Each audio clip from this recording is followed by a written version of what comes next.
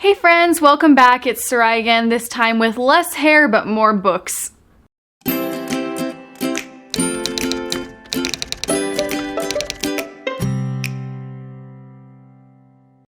Okay, so if you're a big reader like I am, then you've inevitably gotten the question, what's your favorite book? And there's a big joke among book readers that if you are asked that question, it's kind of like trying to pick a favorite child. And I do think that joke's pretty funny, and sometimes I feel like that is my life. Like, I'll never be able to actually choose like the perfect book or anything. But at the same time, I'm one of those people that can definitely pick out the books that have influenced me the most, or that have just made me the happiest, I guess. Like, anything that I go back to time and time again. I'm not a big rereader. I like to read new books more than I like to revisit old books, but there are some that I will read over and over again just because they've done something to me. They've changed my life in some way, and I'm here to talk about my favorite books today. So when I'm asked my favorite book of all time, I tell people Pride and Prejudice, my favorite book of all time. I don't think I'll ever get over the love story in this book. I honestly think it's perfect, and I think that Mr. Darcy's perfect, and I don't really understand why everyone's obsessed with Colin Firth, but that's okay. I like the 2005 version better. You can shoot me if you disagree. That's fine.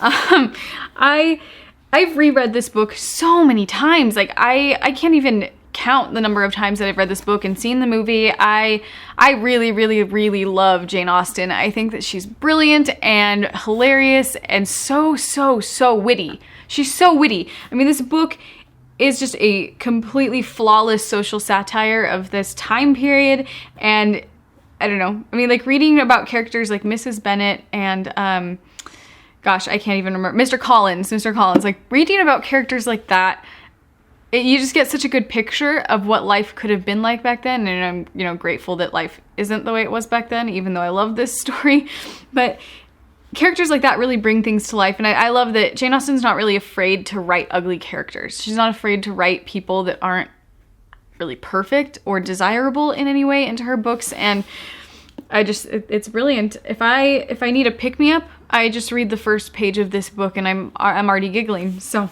this will probably forever be my number one favorite book.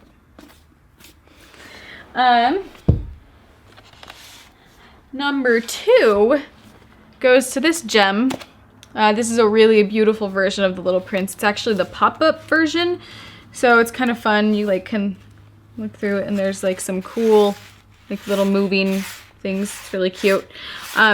This book means a lot to me, and it's meant a lot to me since I read it. I think that when it comes to the emotional journey that it takes you on, there's really nothing to compare this to. I read it at a time in my life that was kind of difficult for me, and reading this book gave me a new perspective, and there's also a really cute story behind this book. I have a writing blog that's named after one of the characters in the book, the tame fox, and my now husband, really quick frame, saw the blog one day, the writing blog that I have, and asked me about that before we had ever started dating. He just thought I was cute. He asked me about it. I told him what book it was from, and then he read the book so that he'd have something to talk to me about.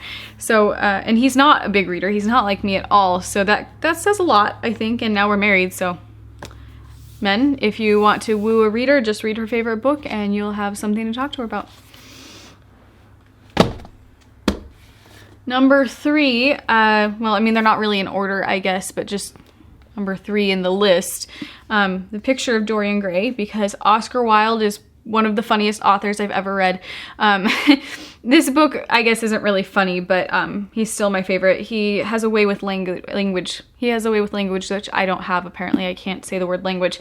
But he has a way with words that is kind of unparalleled, I think. There's a fun story about his family, actually, that they used to practice saying witty things around the dinner table so they could be the wittiest people at the party, and I think that shows in his writing, definitely. This book in particular, though, isn't really funny, but it's just an incredible story, and it has a lot of important lessons, I think, about beauty and art and what makes a person beautiful. And it's not outer beauty, that's for sure, because that definitely proven to be very unimportant and very non-indicative of what a person is really like in this story. It's excellent, just read it, and this is a really great copy of it. And number 3, we might as well just call it Best Dad in All of Literary History, To Kill a Mockingbird.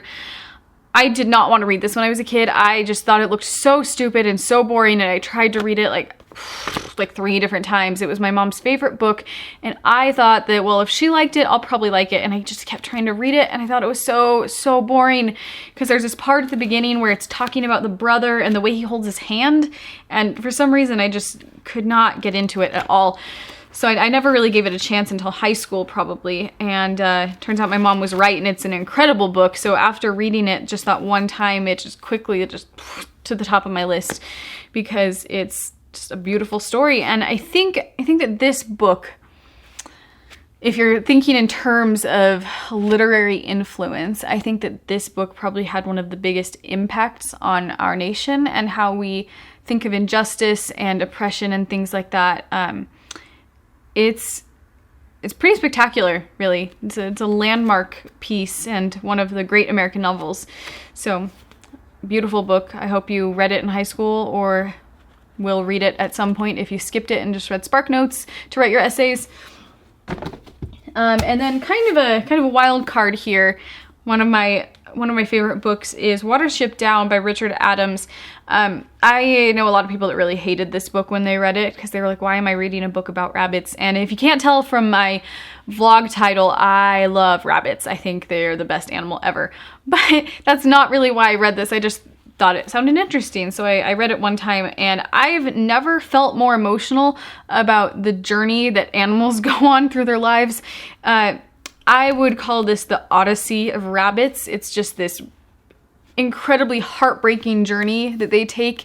And I think this book in particular made me think a lot about my impact on the world and just the invisible hand that I have in other people's lives, other animals' lives, you know, and just generally speaking. And it's just a really, really beautiful book. It made me cry. I actually think this is one of my grandpa's favorite books as well, so that's pretty special. I would encourage anybody to read this book if they're looking for an adventure. It's really, really great. So there you have it, folks. Those are 5 out of my 10 favorite books. I'll be posting another video soon with my other 5 favorites. I'll also be posting a video soon about a readathon that I'm doing with my best friend. We're going to stay up all night and read like we used to do in high school. So I'll be live tweeting the whole time if you want to stay up and read with us, and we can just tweet back and forth about what we're reading. Some of the books I've been working on lately, I started the Outlander series, and I'm a little worried that I'm going to be obsessed with like the Scottish Highlands and kilts after reading it, because I've heard some good things. I've also read some really great books lately, so I'll post the links to the reviews on Goodreads in the description. Please comment with your favorite books, because I want to know your favorite books, and I'd also like to know if you like any of my favorite books or if you hate them. It's totally fine if you do. We can just talk about it all day. I don't mind debating. It's cool. Yeah, so please like and subscribe so that you can see all the new content. Please comment, please share, and thanks for watching. Bye.